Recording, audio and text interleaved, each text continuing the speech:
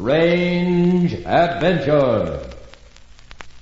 Jerry Blakely wandered through the streets of Naples, admiring the curios in the various shop windows. Suddenly, as if it held some intangible lure, a small object in one of the windows caught his eye and drew him into the shop. The shopkeeper looked up as the young man entered. Si, senor. What would you like? I'd like to see that ring in the window, the one with the twin serpents. The old man removed the ring and placed it upon the counter. I have had this ring for many years and never thought to sell it. It is a copy of the famous poison ring of Cesar Borgia. It even has poison in the tiny chamber. You mean there's actually poison in this ring? Calm yourself, my friend. Poison, but not the deadly poison of the Borgias. I filled the container with formic acid. A scratch with this ring would have the same effect as a bee sting. I'll show you how it works. Jerry bought the ring and slipped it onto his finger. He noted the time and rushed back to the dock. The ship on which he was third mate was due to sail within an hour. The purser met Jerry at the door of his room with the news that a passenger had come aboard and was sharing the young man's cabin.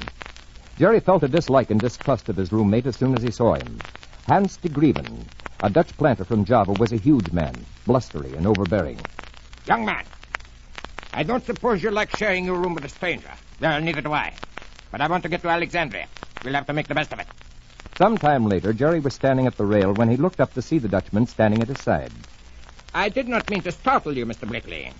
I was noticing your unusual ring. I'm curious to know what kind it is.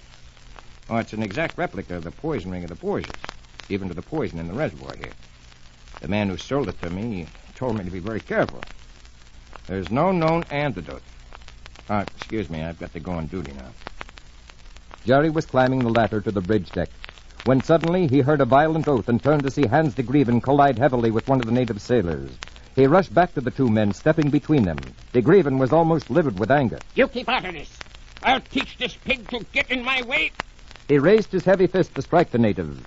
Jerry grabbed at the big man's arm and swung him around. The Dutchman uttered a sharp cry of pain and jerked away, looking at the hand Jerry had grabbed. The man's face went white, contorted with agony. That cursed ring of yours. I've been poisoned. Jerry rushed the terrified planter to the ship's doctor, wondering if through some ghoulish mistake there had been really deadly poison in the ring. The ship's doctor met Jerry on the deck a few hours later. Well, Blakely, I tested your ring for poison, and there's not a trace. The cavity's as clean as a new pin. Did you by any chance tell de Grieven that the ring was poison? Yes, but I didn't think he believed me. Well, he evidently did. His case of autosuggestion is so strong that I have to pretend that I'm treating him for the effects of poison. How is he? Oh, he's pulling through. But here's a bit of news. When he thought he was going to die, he confessed to a crime back in Holland for which an innocent man is now serving a prison term. This is Pat McGeehan in Hollywood, California, saying goodbye from my writer Charles Crowder and inviting you to listen again to another tale of Strange Adventure.